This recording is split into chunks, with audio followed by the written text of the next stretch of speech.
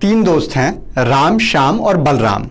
राम और श्याम किसान हैं और अपने खेत में टमाटर उगाते हैं, जिसका खर्चा उन्हें 2 रुपए किलो पड़ता है। बलराम का ढाबा है और वो राम से 4 रुपए किलो में टमाटर खरीदता है। 2 रुपए राम को बचत हो जाती है।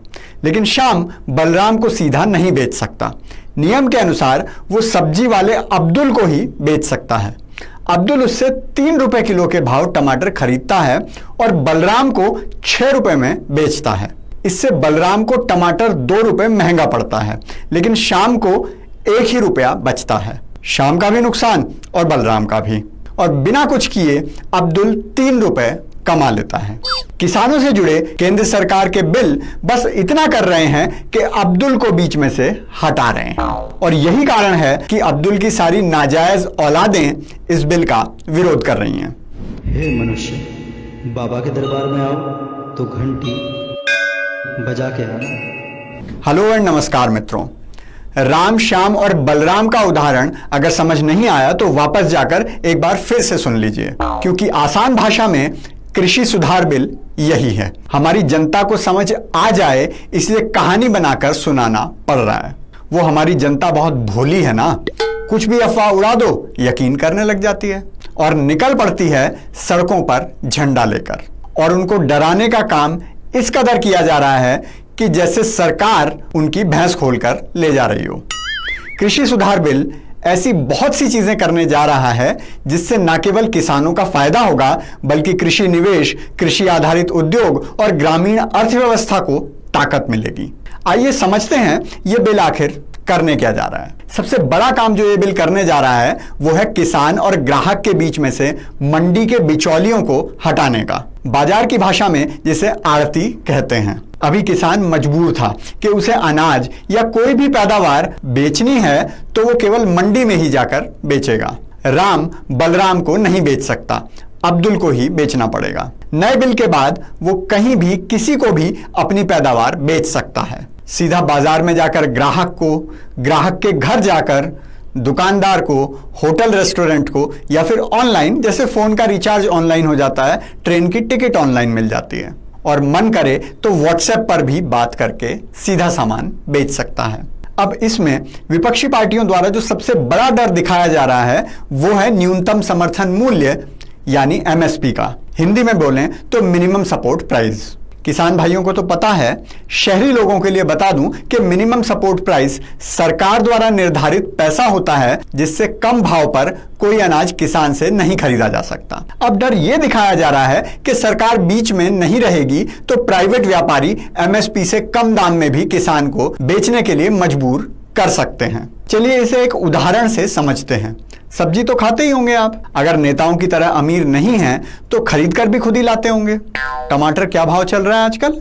80 रुपए किलो। 70 रुपए के भाव वो वाला मिलता है जिसमें सारे टमाटर घुमा घुमा कर देखने पड़ते हैं कि कहीं से पिचका हुआ तो नहीं है, कहीं से फूटा हुआ तो नहीं है। और साल भर में सस्ते से सस्ता भी टमाटर क्या भाव मिलता है? चलो 20 रुपए किलो मान लो। और अगर किसी के यहाँ इससे भी सस्ता हो तो 50 किलो मेरे घर भिजवा देना। आप जानते हैं किसान को इसका एमएसपी यानी मूल्य कितना मिलता है? 400 रुपए क्विंटल, यानी 4 रुपए किलो। 4 रुपए किसान को मिला, 4 रुपए समझो सब्जी वाले ने कमाया, 2 रुपए लाने ले जाने की लागत। बाकी के 10 रुपए किसकी जेब में गए? बिचौलिए की जेब में, आड़ती की जेब में, अब्दुल की जेब में। और जब 80 रुपए टमाटर बिकता है तो भी राम को 4 ही रुपए मिलते हैं क्योंकि एमएसपी है।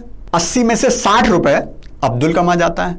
राम को अगर आजादी हो कि वो बलराम को 40 के भाव टमाटर बेच सकता है तो राम को 36 रुपए ज्यादा मिल जाएंगे, तो राम 36 रुपए ज्यादा कमा सकता है और बलराम को भी 40 रुपए की बचत हो जाएगी।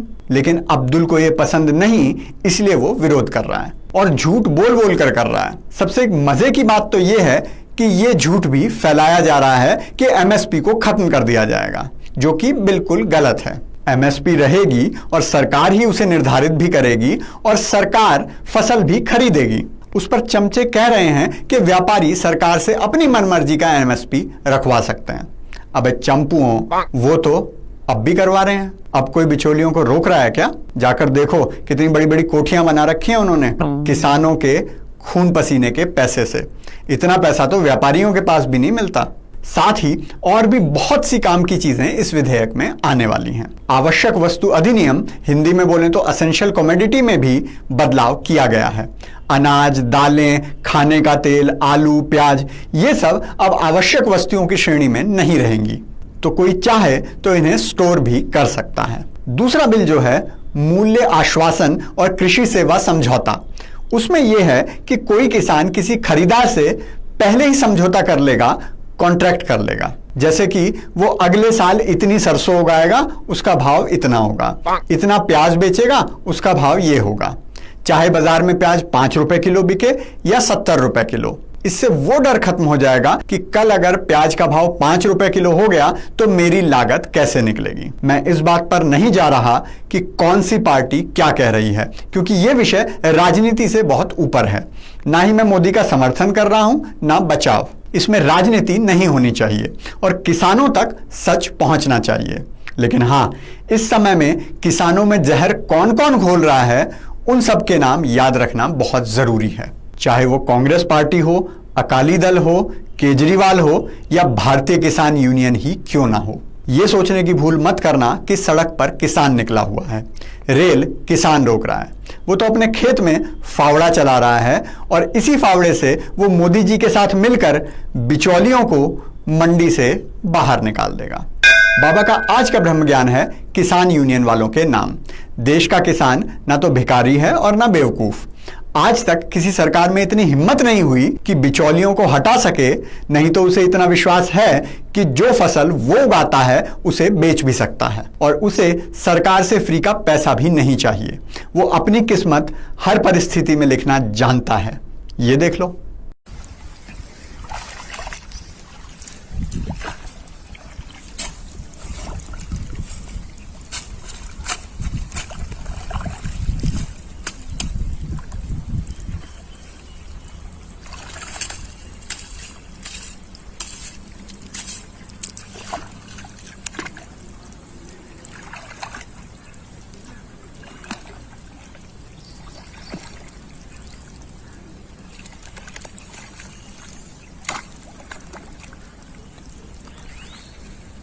अगर आप भी किसानों को अपनी मर्जी से बेचने की आजादी देना चाहते हैं तो कृपया लाइक, शेयर, कमेंट और सब्सक्राइब जरूर करें, क्योंकि खुशियां बांटने से बढ़ती हैं।